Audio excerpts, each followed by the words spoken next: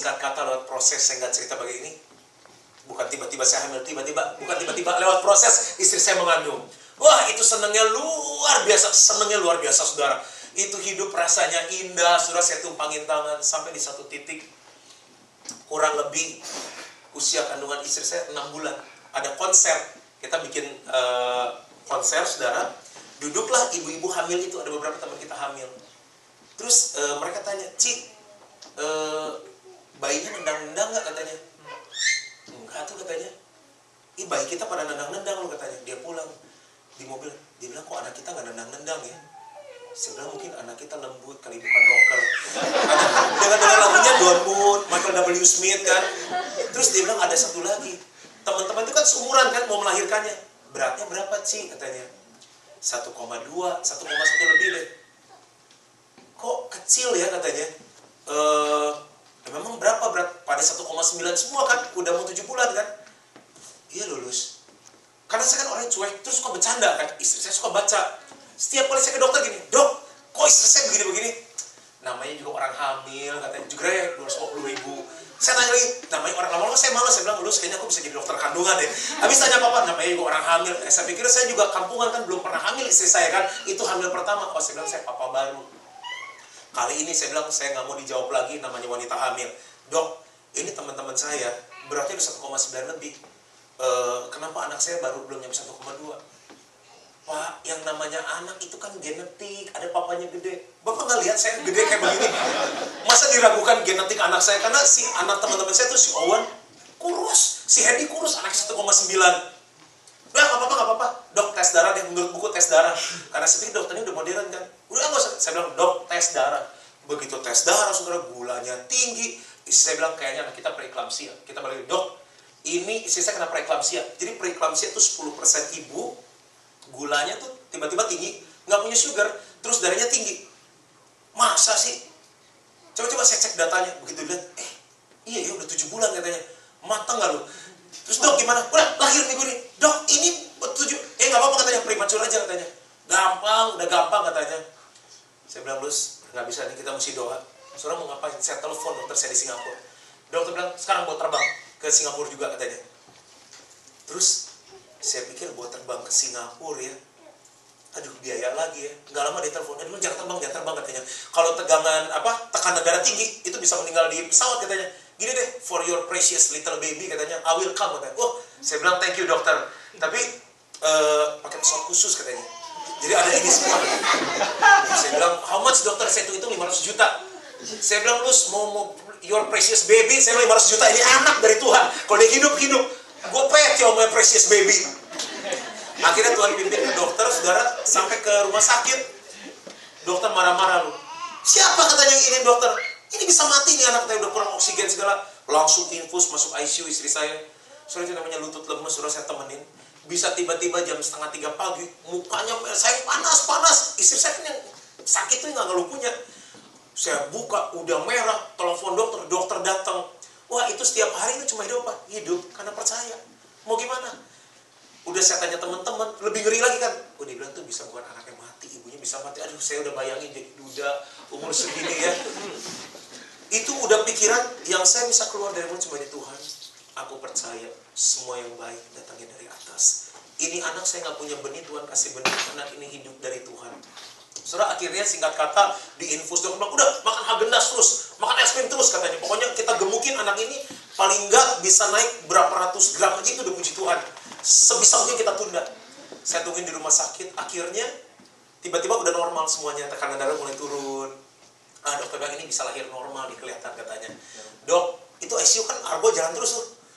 Saya ke asuransi, si Cimarta datang, Pastor, kayaknya bisa ditolong. Saya bilang, Cimarta tolong, nggak bisa tolong, saudara. Kita bayar rumah sakit, bill tinggi sekali. Kita ICU jalan terus, saya bilang, dok mau 2 bulan di sini nggak apa-apa dok. Yang penting istri saya selamat, anak saya selamat. Tamu-tamu nggak boleh nengok, handphone matiin, ruangan harus gelap supaya bisa total rest. Akhirnya begitu bagus, kita pas ada leaders gathering di puncak. Saya berapa menit lagi nih?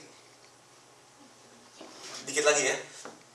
Dokter bilang, udah, pendeta, pergi aja katanya ngajar ke puncak. Saya pergi dong ke puncak kan. Orang masih ketawa-ketawa, masih bagus semuanya. Saya bilang handphone saya on. Handphone saya on. tiba-tiba getar kan, getar ada SMS katanya. Wah bagus katanya hasil semua. Dokter bilang semuanya oke katanya. Wah saya seneng dong ya. Nggak lama getar terus saya angkat. Dia udah nangis-nangis, aduh sayang katanya, anak kita udah gak ada oksigen, udah mesti lahir sekarang. Saya bilang, kan dia ngomong gak jelas kan, tiba-tiba dokter, Pak saya minta maaf katanya, ini anak harus lahir sekarang. Aduh itu yang namanya lemes ya. Itu puncak hari apa itu kita retret ya? Jumat ya? Jumat, itu kan jam-jamnya macet, sudah dari puncak, teman saya ngebut. Akhirnya saudara itu pengalaman memang paling lucu. Yang datang saudara bukan saya, sampai yang salah satu dokter bilang, bapak suaminya, bukan katanya, ini teman selnya. Jadi teman sel yang dampingin dia, masuk melahirkan, saya nggak ada, saudara yang temenin siapa? Kakak ipar saya. Saya begitu datang, anak saya udah keluar biru, saudara. Dia kan anak usia nangis kan, masuk ke atas, dokternya udah bingung. Itu dokter anak 2 top yang disekolahin pemerintah, satu Eric Bultom, satu siapa? Dokternya sampai, aduh anaknya nggak nafas gimana ya? Aduh dok gimana? Dia bilang, bapak diam, saya juga ikut gugup katanya. Jadi sampai opanya dimarahin juga. Papa saya masuk. Saya bilang siapa? Saya cuma bisa nangis di sebelah.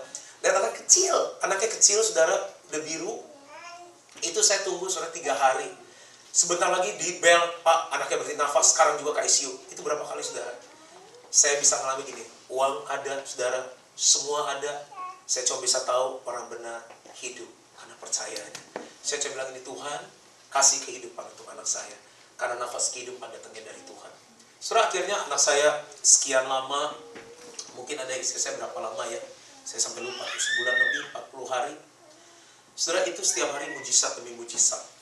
Keluar dari sana saudara mesti cek mata, karena kalau bayi premature, makanya kenapa saya tahu Stevie Wonder tuh ROP-nya juga kan, retina of apa gitu.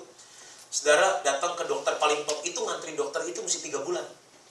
Dok, tunggu 3 bulan mah anak saya udah gak ini. Tenang, saya bikin memo. Di Jakarta bisa gitu tuh pakai memo. Langsung dapat ke dokter. Dokter udah tua putih, dia bilang gini, Pak, Tuhan itu sangat adil dalam kehidupan. Saya udah tahu nih, mau larinya kemana nih.